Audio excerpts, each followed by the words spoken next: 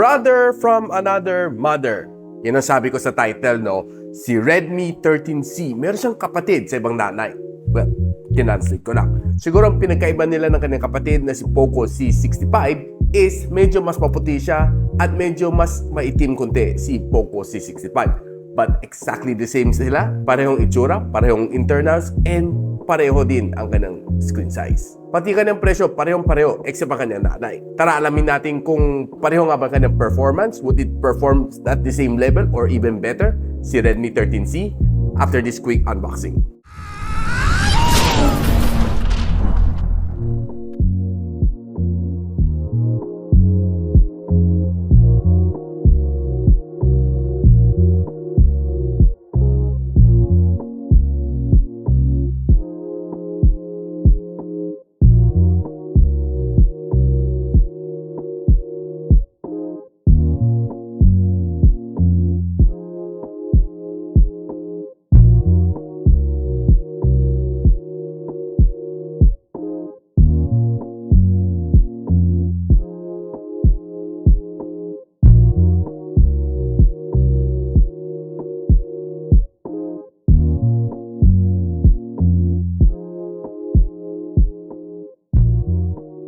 So guys, nakita nyo na ang unboxing experience nitong Redmi 13C is exactly the same sa POCO C65. Except that kulay pula ang kanyang packaging. Si POCO C65 is yellow ang kanyang packaging. Magpagbukas mo, parehong-pareho ang unboxing experience.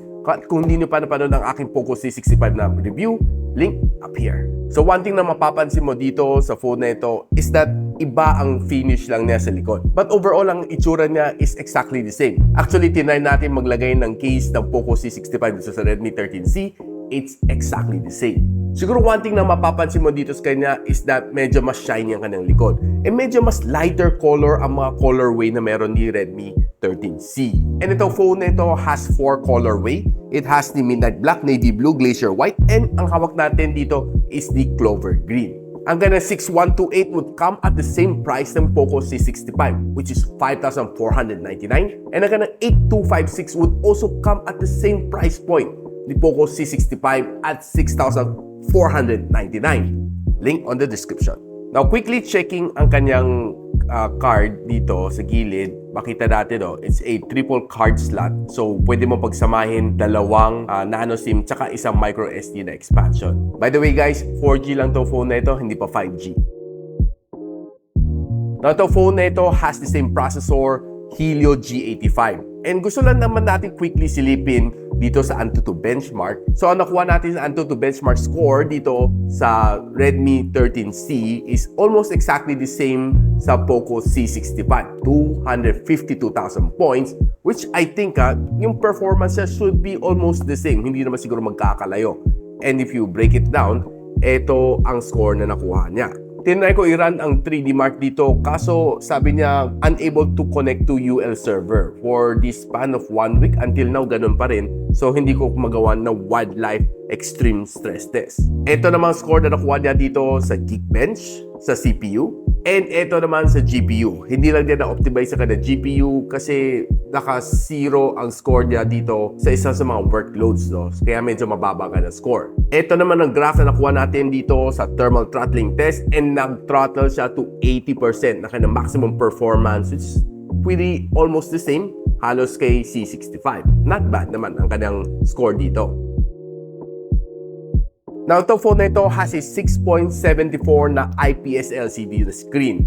Up to 90 Hz ang kanyang screen refresh rate, and meron din siya maximum brightness na 600 nits. It's been protected by a Corning Gorilla Glass, probably I think a Corning Gorilla Glass 3 ang kanyang protection dito. I'm not quite sure kasi wala nakasulat sa online. And mapapansin mo dito is that teardrop notch pa rin siya. And well, nasa 2023 na tayo, papasok na 2024. So medyo outdated na kanyang design. And makita mo kanyang chin is medyo makapal. But overall, ang kanyang display is not so bad. Almost the same naman sa experience natin sa POCO C65. At kung ang hilig mo ay tumingin ng mga shorts, mga reels dito sa YouTube, sa Facebook, sa TikTok, I'm pretty sure na mag-i-enjoy ka sobra dito dahil sobrang smooth naman ang experience ko dito. And playing all of those reels dito, I would say na sobrang okay din siya. Smooth naman sa aking mata. Wala naman na feel na problem dito sa phone na ito. and even watching mga favorite videos ko dito like YouTube and Netflix. Probably the only drawback lang dito, you can only watch it at 720p, which is yun ang kanyang maximum resolution na kaya dito sa phone na ito. But overall, ang kanyang viewing experience dito sa phone na ito is pretty good. Now, one of the things na mapapansin mo dito is that wala siyang loudspeaker dito sa taas. So, don't expect too much from a phone that's ranging at mga 5,000 pesos.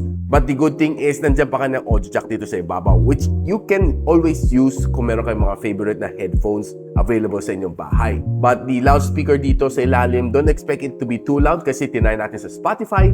Well, so-so lang, hindi ganun kalakasan. So, that's why meron tayo dito si Edifier ng WH700NB. This is a wireless na Bluetooth headphone that pwedeng siya mag-playback up to 68 hours. And what's nice din dito sa kanya is meron din siyang ANC, Active Noise Cancelling. So meaning kung maingay ng mga kapitbahay, mga marites, or nasa train station ka, or nasa airplane ka, ika-cancel niya lahat ng ingay sa inyong paligid. So tinry ko together with this phone, so Redmi 13C. I would say that right now, nung kinabit ko sa akin, tega, medyo wala daw halos marinig sa aking paligid. Parang sa sementeryo ka, wala kang dalang maririnig. Magugulat ka na kung bigla may magbuse dito sa yung headphones. But overall, the comfort dito is sobrang sarap. I would say, siguro one of the better na headphones na nasuot ko na yung ear cups na dito, hindi masyado irritable sa aking tenga. And I've been wearing this for roughly mga 2 hours, playing some games and mostly sound tripping sa Spotify. Okay na okay ka ng sounds, no? And I've tried this for almost 2 weeks na rin. And I would say na talagang totoong tumatagal nga siya ng roughly mga 68 to 70 hours ka talaga dito sa aking tenga, no? Pag inad ko lahat ng playback time ko dito using this Edifier na headphones. And what's nice kanya is you can simply connect to iOS or Android. Walang problema sa kanya kasi ang bilis mag-connect. All you need to do is just search sa inyong Bluetooth, connect mo lang and boom, you're done. And tinry ko siya sa gaming together with the Redmi 13C and other smartphones na meron ko dito sa bahay. Ang ganda ng sound niya, no? Dahil meron siyang game mode dito and meron din siyang low latency na kasama. So expect mo ang experience mo pagdating sa gaming is definitely going to be very good. And some other features dito sa headphones na ito, you can connect 2 devices all at the same time. And meron din siya ambient sound mode. So meaning, pag nakasuot to, maririnig mo pa rin mga sounds sa labas. So parang transparency mode sa ibang na headphones. So overall, if you're asking me kung ano score bibigay ko dito, based sa aking experience, I would definitely give this a 8 over 10. Ito si Edifier na WH700NB. Kung interested kayo guys, link on the description.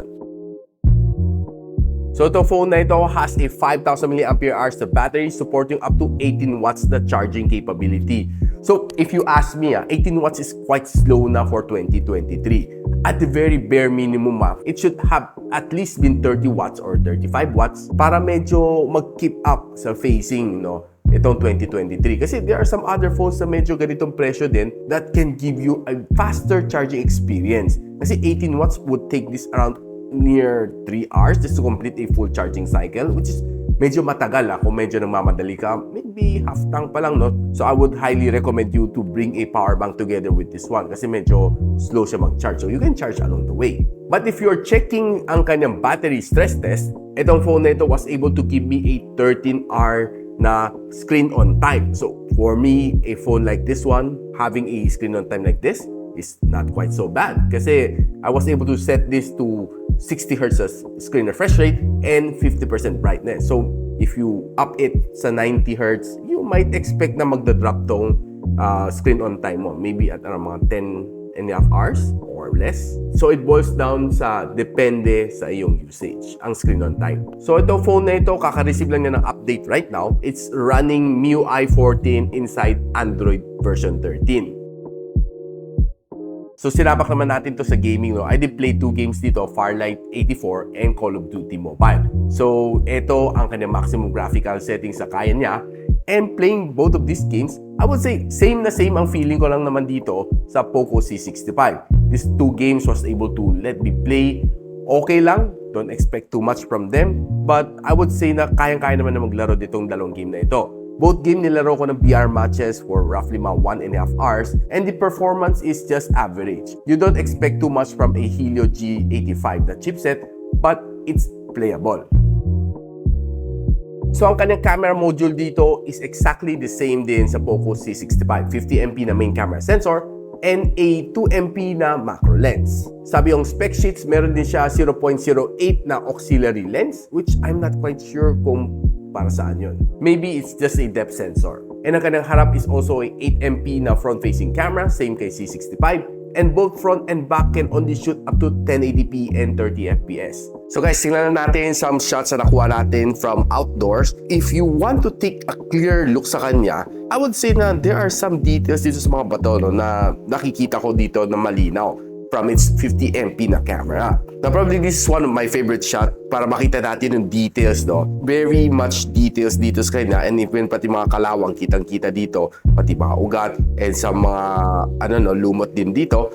Kitang-kita dito sa photo na ito once you zoom it in. There are also some shots na nakuha ko sa mga bulaklak na you'd see a lot of details dito. But the green is not that saturated, which is probably one of the plus point dito sa kanyang camera. Now probably this is one of the better photo na kuha ko from outdoor. You see yung color combination nitong dahon na ito. No? It's nothing really special, but if you take a good look at it, parang ang ganda, ang smooth tingnan sa inyong mata lang, no? Now, using the normal lens, this is what you'll get dito sa scene na ito. And this one is a 2x zoom shot. You'd see the difference dito. Medyo bluish pa yung sky na dito, no? But if you check yung kanyang 2x zoom, is medyo namumuti na dito sa side na ito. So, medyo iba ang capture niya, no? So, depende sa inyong focus, I would say na hindi ganun kaganda ang kanyang zoom lens. And if you zoom in shot dito sa logo na Ayala, medyo a little bit grainy na siya. Checking some low light indoor shot. Pag zoom in mo naman siya dito sa Santa Claus na ito, okay pa naman, kita pa naman logo, but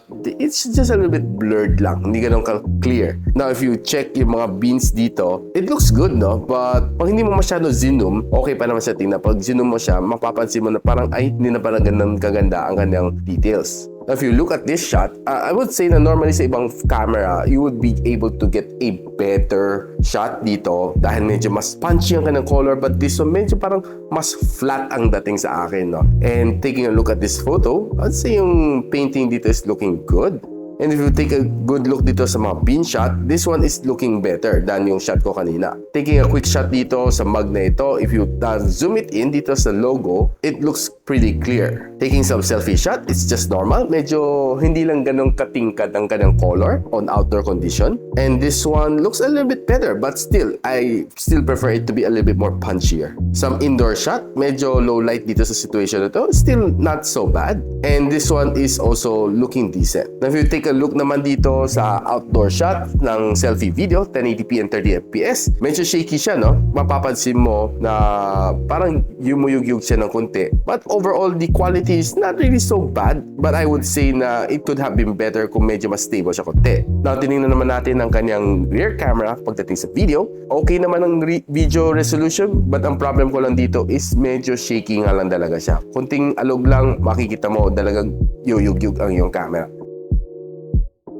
So guys, ano masasabi ko dito sa Redmi 13C, aka POCO C65? Almost same na same ang kanyang experience, except that si POCO C65 is running MIUI for POCO na meron siyang app drawer. This one is running MIUI ng Xiaomi. And probably another thing na difference kanila is that sabi ni Redmi, this is designed by Redmi, and si POCO C65 is designed by POCO. Bahala kayo mag-away dyan, basta alam ko gawa kayo ni Xiaomi. At the end of the day, ang consumer lang talaga nalilito. Now, kung ako tatanungin mo, ano nga ba dapat mong kunin? Si POCO C65 o si Redmi 13C? Well, if you want something na medyo mas matte finish sa likod and mas darker ang color, go for the C65. And kung sanay ka sa POCO na UI, well, maybe go for the POCO C65. But if sanay ka sa Redmi na system and you want something a little bit lighter na color, you go for the Redmi 13C. Both of them has the same specs, the same price, except iba nga lang ka ng kulay. Like I said, brother from another mother. So I hope guys na may natutunan kayo dito sa aking video. And if you like this video, don't forget to share to your friends. And I'll see you on the next one. And so, ako para si Richmond, and you're watching Gadget Sidekick. Like and subscribe to my channel. Don't forget to hit that notification bell. For one of my latest uploads, click the dito. And for one of my popular uploads, click here.